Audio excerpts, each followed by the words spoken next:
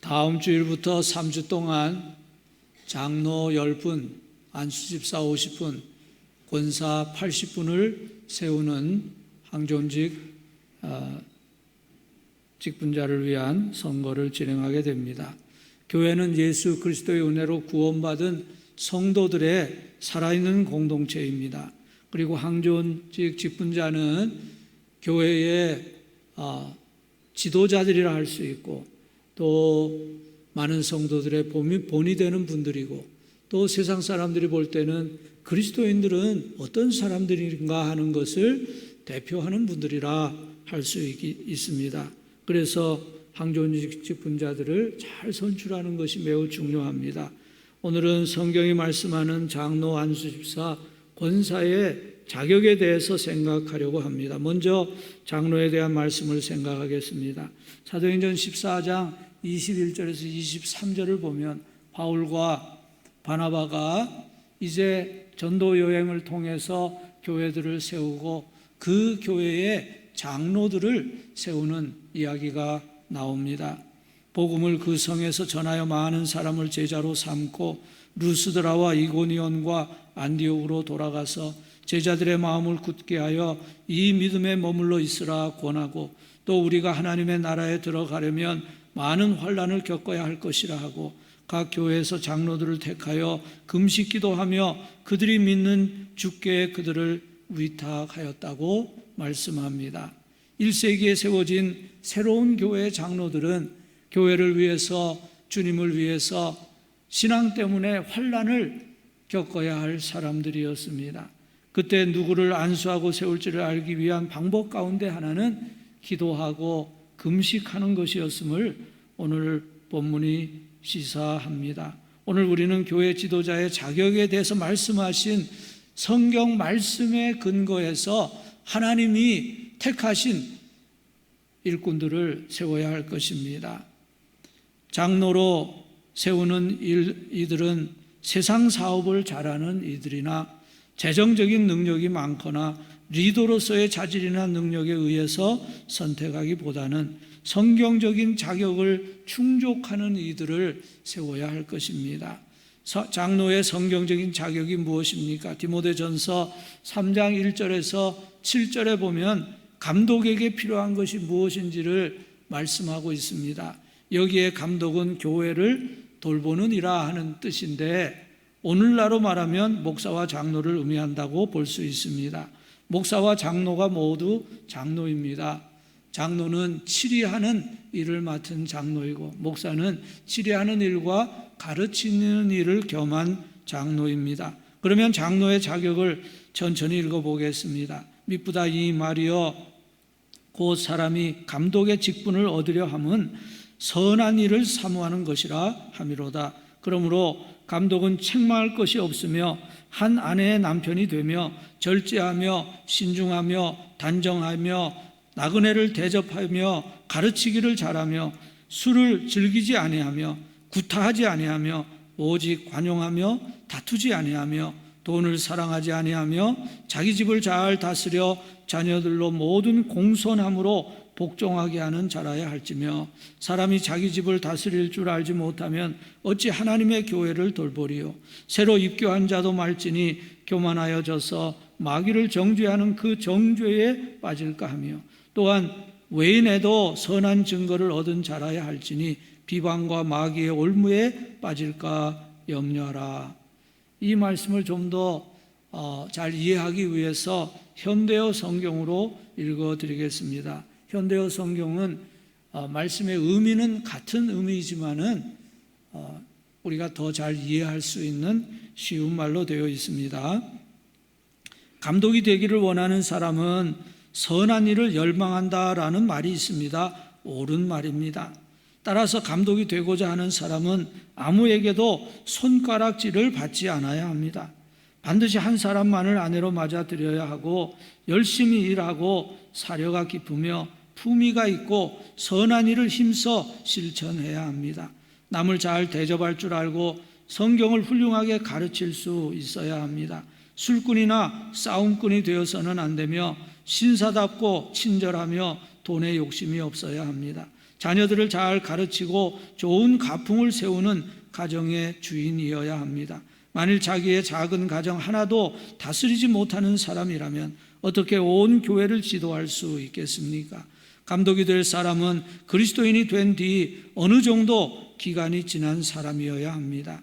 너무 빨리 감독으로 선택을 받으면 교만해질 위험이 있기 때문입니다. 교만은 타락의 전조입니다. 사탄의 타락이 그 한 예가 아닙니까? 또 그는 그리스도인이 아닌 교회 밖의 사람들에게서도 평판이 좋아야 합니다. 그렇지 않으면 사탄에게 고소할 구실을 만들어 주어서 그 함정에 빠져들거나 양떼들을 인도할 능력을 잃을 수도 있기 때문입니다. 여러분, 이 본문에서 사도 바울은 디모데에게 어떤 사람을 교회의 지도자로 세워야 하는지, 그 교회 지도자의 자격은 무엇인지를 말씀하는데, 한마디로 말한다면 영적으로 성숙한 일꾼을 세우라는 말씀입니다. 교회 지도자는 책망할 것이 없어야 합니다.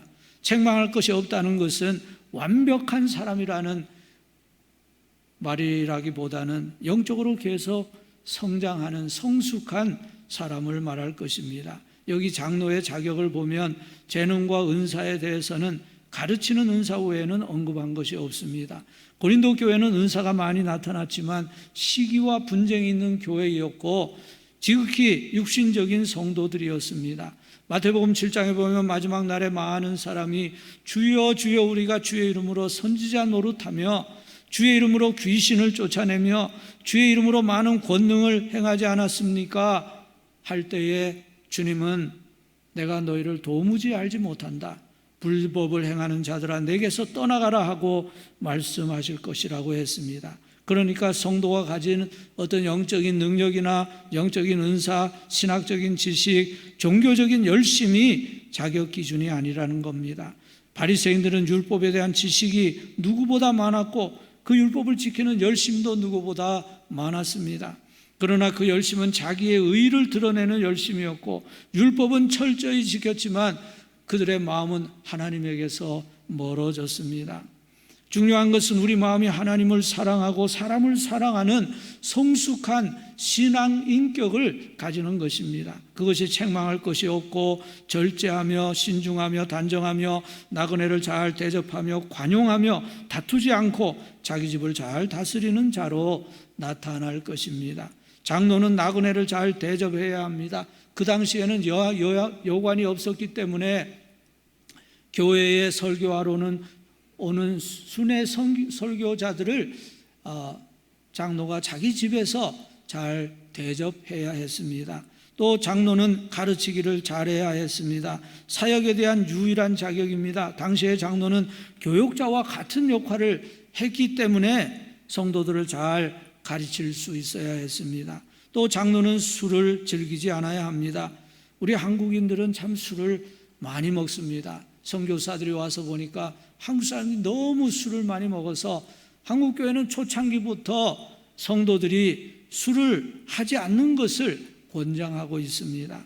구타하지 아니하며 폭력적인 사람은 교회 지도자로서 적합하지 않습니다. 다투지 아니하며 논쟁하는 것을 넘어서 아주 싸우기를 좋아하는 사람도 적합하지 않습니다. 새로 입교한 자는 세우지 말라고 했습니다. 초신자가 즉시 신령해질 수는 있으나 즉시 성숙해지기는 어렵습니다.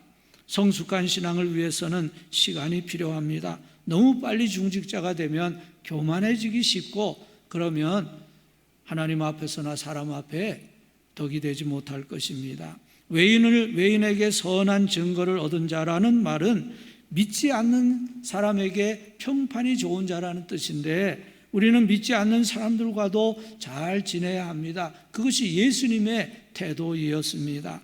장로는 교회의 얼굴이고 성도들의 표준이 되는 분들입니다.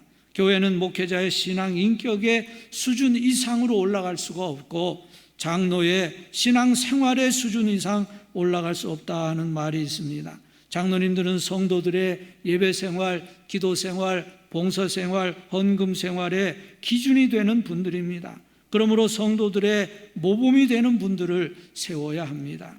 우리 헌법에도 장로의 직무와 자격에 대해 말씀하고 있는데 거기에 보면 장로의 직무는 1. 장로는 교회의 택함을 받고 7위회의 회원이 되어 목사와 협력하여 행정과 권징을 관장한다. 2. 장로는 교회의 신령상 관계를 살핀다. 3. 장로는 교인들이 교리를 오해하거나 도덕적으로 부패하지 않도록 교인을 권면한다. 4. 장로는 권면하였으나 회개하지 않는 자가 있으면 당회에 보고한다.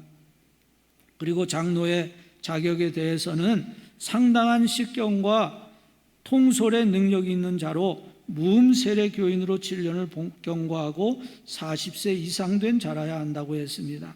장로는 상당한 식견과 통솔의 능력이 있어야 한다고 했는데 쉽게 말하면 리더십이 있어야 한다는 뜻일 것입니다. 이번에 이런 분들이 장로로 세워질 수 있도록 여러분들이 기도해 주시기를 바랍니다.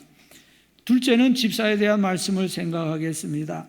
사도행전 6장에 보면은 성경에 나오는 첫 번째 집사들이 나옵니다. 그들은 예루살렘 교회의 집사들이었습니다. 사도행전 6장에 보면 그들을 집사라고 부르지는 않았습니다. 그러나 집사가 하는 일들을 했습니다. 그리고 얼마 후에 집사의 직분이 교회의 공식적인 직분이 되었습니다. 사도행전 6장 1절에서 7절에 보면 예루살렘 교회 성도들이 많아지면서 헬라파 과부들 중에 구제에 빠지는 일이 있다고 헬라파 유대인들이 히브리파 사람들을 원망하기 시작했습니다. 그때 사도들이 모든 성도들을 불러놓고 말했습니다. 형제들아, 너희 가운데서 성령과 지혜가 충만하여 칭찬 듣는 사람 7을 택하라. 우리가 이 일을 그들에게 맡기고 우리는 오로지 기도하는 일과 말씀 사역에 힘쓰리라 하니 온 무리가 이 말을 기뻐하여 믿음과 성령이 충만한 7사람을 택하니 사도들이 기도하고 그들에게 안수하였다고 했습니다. 교회 초창기에 사도들이 하고 있던 구제 사역을 집사들에게 맡김으로 해서 사도들은 기도하는 일과 가르치는 사역에 집중할 수 있었습니다. 그러면 집사의 자격이 무엇입니까? 오늘 본문 디모데전서 3장 8절에서 13절에 보면 집사의 자격이 나와 있습니다. 그 말씀을 또 제가 읽어보겠습니다. 이와 같이 집사들도 정중하고 일구이연을 하지 아니하고 술에 임박이지 아니하고 더러운 일을 탐하지 아니하고 깨끗한 양심에 믿음의 비밀을 가진 자라야 할지니 이에 이 사람들을 먼저 시험하여 보고 그 후에 책망할 것이 없으면 집사의 직분을 맡게 할 것이요 여자들도 이와 같이 정숙하고 모함하지 아니하며 절제하며 모든 일에 충성된 자라야 할지니라. 집사들은 한 아내의 남편이 되어 자녀와 자기 집을 잘 다스리는 자일지니 집사의 직분을 잘한 자들은 아름다운 지위와 그리스도 예수 안에 있는 믿음의 큰 담력을 얻느니라. 이 말씀을 또 잘 이해하기 위해서 현대어 성경으로 읽어보겠습니다. 집사도 감독과 마찬가지로 진지하고 한 입으로 두 말을 하지 않는 사람이어야 합니다. 과음하지 않고 부당한 이득을 탐내지 않으며 믿음의 숨은 원천이신 그리스도를 정성과 온 마음을 다해 섬기며 깨끗한 마음을 소유한 자라야 합니다. 누구를 집사로 임명할 때에는 우선 그의 성격과 능력을 시험하기 위해 교회 안에 다른 일을 시켜보시오. 그래서 그 일을 훌륭하게 해내거든 집사로 선정하시오.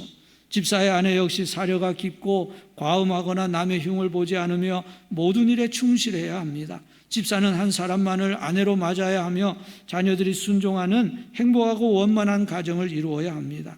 집사의 직분을 잘 감당하는 사람은 다른 사람들의 존경을 받는 것은 물론 그 스스로도 주께 대한 확신과 신뢰가 더욱 강해져서 이중의 보상을 받게 됩니다.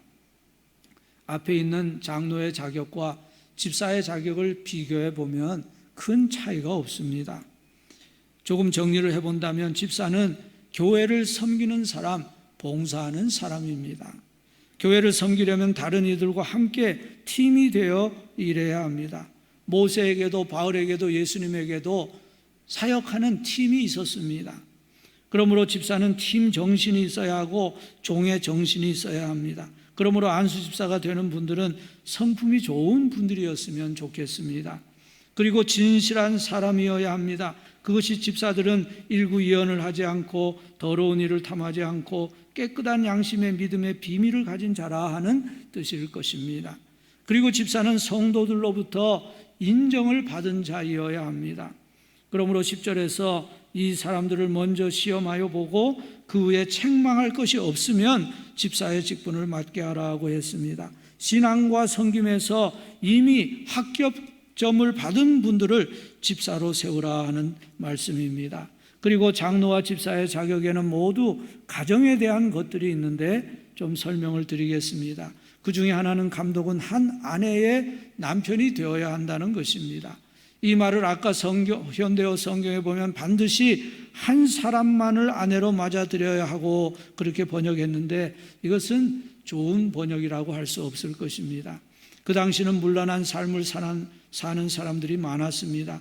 아내 외에 다른 여자나 첩을 두고 있는 남자들이 있었습니다. 그런 사람은 교회 지도자가 되어서는 안 된다는 말씀입니다. 그러므로 한 아내의 남편이라는 말은 자기 아내를 사랑하고 아내에게 헌신하는 남편이라 하는 뜻입니다. 이것을 반드시 한 사람만을 아내로 맞아들인 사람만 교회 지도자가 될 수 있다고 번역하면 독신자는 안 됩니까?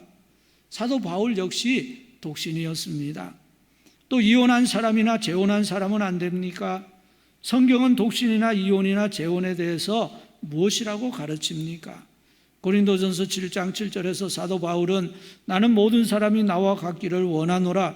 그러나 각각 하나님께 받은 자기의 은사가 있으니 이 사람은 이러하고 저 사람은 저러하니라 하고 말씀했습니다. 모든 사람이 나와 같기를 원한다는 것은 다른 사람도 자기처럼 독신으로 지내면 좋을 것이라는 말입니다. 8절 이하에서 사도 바울은 계속 말씀합니다. 내가 결혼하지 아니한 자들과 과부들에게 이르노니 나와 같이 그냥 지내는 것이 좋으니라. 만일 절제할 수 없거든 결혼하라. 정욕이 불같이 타는 것보다 결혼하는 것이 나으니라. 결혼한 자들에게 내가 명하노니 명하는 자는 내가 아니요 주시라. 여자는 남편에게서 갈라서지 말고 만일 갈라섰으면 그대로 지내든지 다시 그 남편과 화합하든지 하라. 남편도 아내를 버리지 말라. 그 나머지 사람들에게 내가 말하노니 이는 주의 명령이 아니라 만일 어떤 형제에게 믿지 아니하는 아내가 있어 남편과 함께 살기를 좋아하거든 그를 버리지 말며 어떤 여자에게 믿지 아니하는 남편이 있어 아내와 함께 살기를 좋아하거든 그 남편을 버리지 말라. 믿지 아니하는 남편이 아내로 말미암아 거룩하게 되고 믿지 아니하는 아내가 남편으로 말미암아 거룩하게 되나니 그렇지 아니하면 너희 자녀도 깨끗하지 못하리라. 그러나 이제 거룩하니라. 혹 믿지 아니하는 자가 갈리거든 갈리게 하라. 형제나 자매나 이런 일에 구애될 것이 없느니라. 그러나 하나님은 화평 중에 너희를 부르셨느니라. 그러니까 신앙인이 이혼할 수 있는 두 가지 경우가 있습니다. 그 하나는 불신 배우자가 신앙 때문에 이혼을 원할 때에 이혼할 수 있습니다. 또 하나는 배우자가 다른 이성과 간음한 경우입니다. 그래서 예수님은 음행한 이유 외에 아내를 버리고 다른 데 장가드는 자는 간음함이라고 하셨습니다. 그런 간음의 죄를 지었다면 하나님 앞에서 깊이 회개해야 합니다. 회개하지 않으면 하나님의 심판이 있을 것이고 다윗처럼 철저히 회개하면 사죄함을 받을 것입니다. 그러나 다윗의 가정에는 후에도 칼이 남아 있었습니다. 여러분, 우리는 그리스도 안에서 새로운 피조물이 되었습니다. 우물가의 여인은 그리스도를 만나기 전에 5명의 남편을 가졌던 여자이었지만 그리스도를 만나서 새 사람이 되었습니다. 여기에 나온 교회 지도자의 자격들은 어떤 사람들의 10년 전, 20년 전, 30년 전의 죄를 가지고 정죄하기 위한 것이 아니라 그들이 현재의 어떤 신앙인인가, 얼마나 성숙한 신앙인인가 하는 것을 보라는 것입니다. 또 하나 가정에 대한 것은 자기 집을 잘 다스려 자녀들이 공손하게 복종하는 자여야 한다는 말씀입니다. 여러분, 가족은 우리의 삶의 최우선순위일 수밖에 없습니다. 자녀가 잘못되는 것이 꼭 부모의 잘못만은 아닙니다. 부모가 좋은 의도를 가지고 신앙으로 이끌려고 애썼지만 자식이 잘못될 수 있습니다. 그러므로 자녀의 죄에 대해서 부모로서 너무 큰 죄책감을 가질 필요는 없습니다. 에스겔서 18장에 보면 이 문제에 대해서 말씀합니다. 에스겔서 18장 1절 이하에서 이렇게 말씀합니다. 또 여호와의 말씀이 내게 임하여 이르시되 너희가 이스라엘 땅에 관한 속담에 이르기를 아버지가 신 포도를 먹었으므로 그의 아들의 이가 시다고 하면 어찌 됨이냐. 주 여호와의 말씀이니라. 내가 나의 삶을 두고 맹세하노니 너희가 이스라엘 가운데에서 다시는 이 속담을 쓰지 못하게 하리라. 18장에서 계속해서 이 말씀을 하시다가 19절 20절에 보면 이렇게 말씀합니다. 그런데 너희는 이르기를 아들이 어찌 아버지의 죄를 담당하지 아니하겠느냐 하는도다. 아들이 정의와 공의를 행하며 내 모든 율례를 지켜 행하였으면 그는 반드시 살려니와 범죄하는 그 영혼은 죽을지라. 아들은 아버지의 죄악을 담당하지 않을 것이요 아버지는 아들의 죄악을 담당하지 아니하리라. 의인의 공의도 자기에게로 돌아가고 악인의 악도 자기에게로 돌아가리라. 여러분, 부모가 성장한 자식의 죄에 대해서 지나친 죄책감을 가질 필요가 없습니다. 그러나 자식이 잘못되면 부모의 마음은 괴로울 수밖에 없습니다. 엘리 제사장의 가정처럼 자식이 잘못되면 그 자식과 또 그 가정에게 모두 불행이 찾아오기 때문에 자식을 신앙으로 잘 양육해야 합니다. 오늘의 아버지들은 자식 교육을 아예 엄마에게 맡기고 자식 교육에 대해서 무관심하거나 관여하지 않는 경우가 많이 있습니다. 그러나 그러면 안 됩니다. 신앙의 아버지는 가정의 영적 지도자로서 자녀들을 이끌어야 합니다. 어떻게 하든지 아이들이 어렸을 때 같이 놀아주고 이야기하고 밤에는 아이에게 손을 얹고 기도해주고 교회에도 데리고 와야 합니다. 수동적인 아버지가 되지 말고 주도적인 아버지가 되십시오. 또 주도적인 할아버지, 할머니가 되십시오. 어떤 아빠가 아들과 아들 친구들과 뒷마당에서 자주 야구를 했습니다. 그래서 잔디 상태가 점점 나빠졌습니다.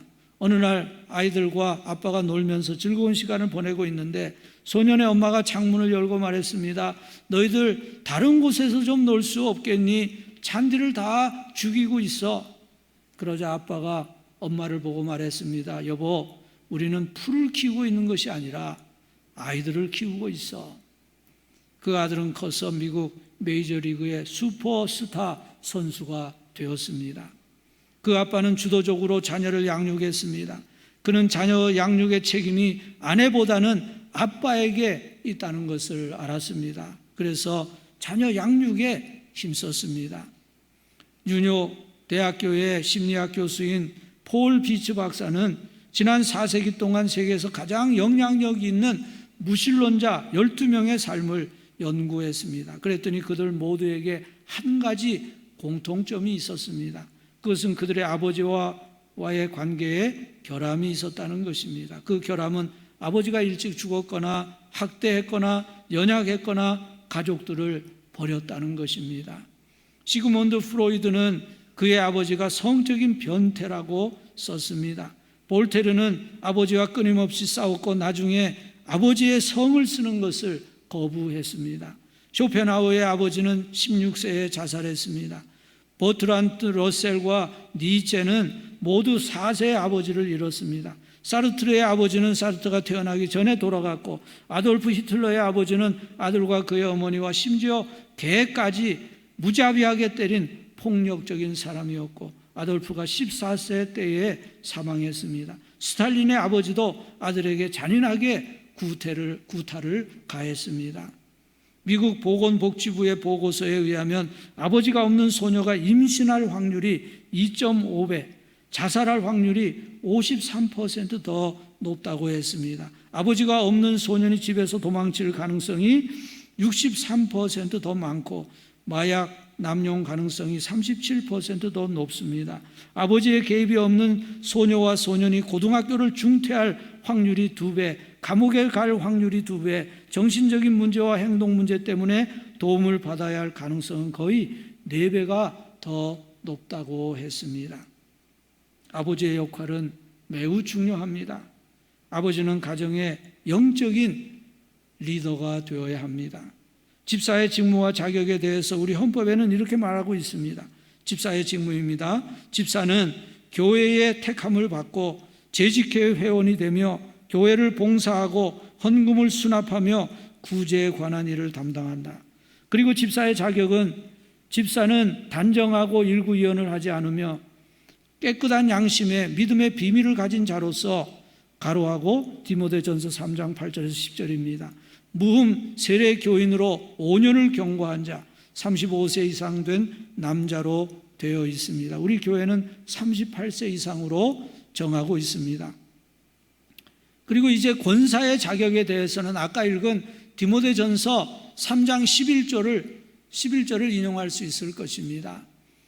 디모데전서 3장 11절은 집사의 아내에 대한 말씀이거나 또 여자 집사에 대한 말씀이라 해석할 수도 있으나 우리 헌법에 보면 권사의 자격을 이렇게 말합니다. 권사는 단정하고 참소하지 아니하며 절제하고 모든 일에 충성된 자로서 가로하고 디모데전서 3장 11절 무흠 세례 교인으로 5년을 경과한 자 35세 이상 된 여자라고 되어 있습니다.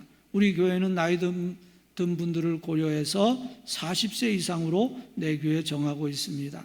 디모데전서 3장 11절에 뭐라고 말씀했습니까? 여자들도 이와 같이 정숙하고 모함하지 아니하며 절제하며 모든 일에 충성된 자라야 할지니라. 하나씩 생각해 봅니다.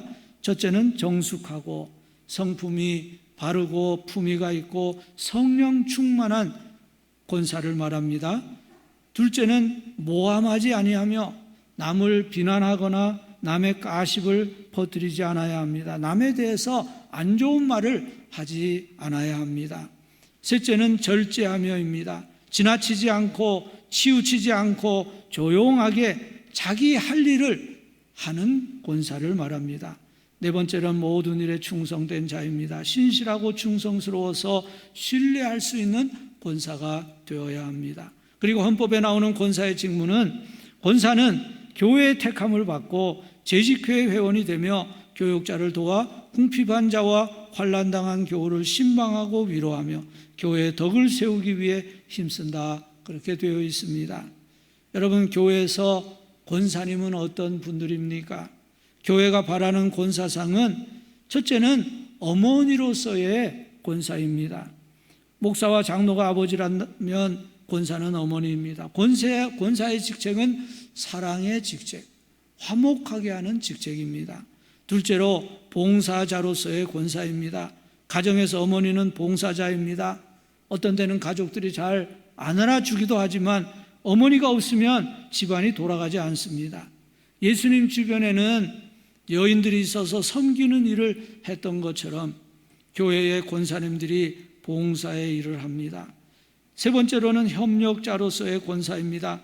권사님들은 주변에 가난한 자, 병든 자, 시험 든 자들을 돌아보면서 기도하는 사명을 가졌습니다.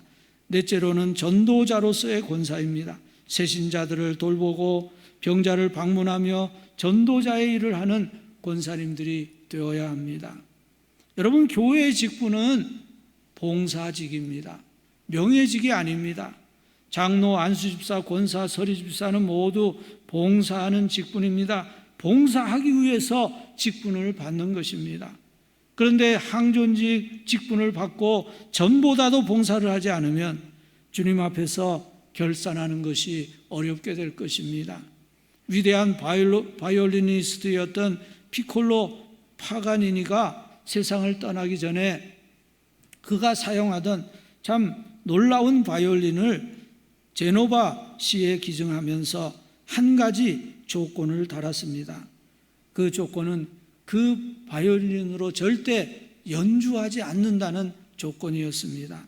그런데 그런 악기의 나무는 악기를 사용하는 동안에는 거의 손상되지 않고 약간의 그런 마모가 있고 또 그것을 잘 보완하면 되지만 그 악기를 사용하지 않고 따로 보관해 놓으면 금방 썩기 시작합니다. 파가니니의 사랑스러웠던 그 바이올린은 오늘날 벌레가 먹어서 쓸모없는 유물이 되었습니다.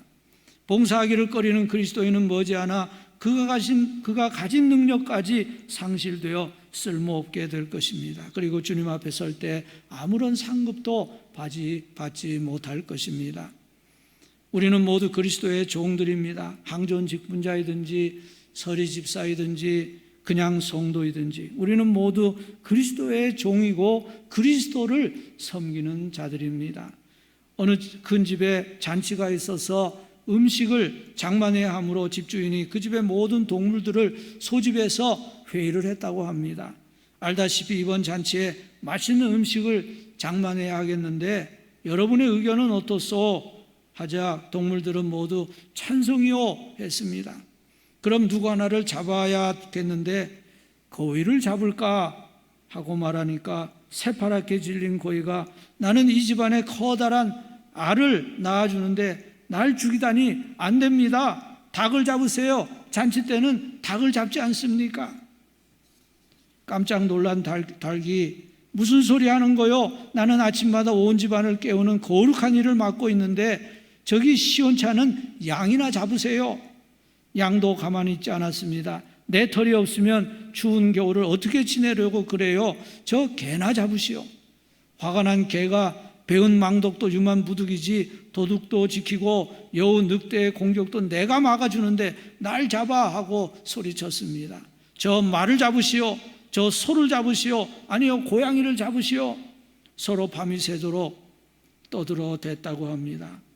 이것은 우리 인간들의 모습을 풍자한 우화입니다.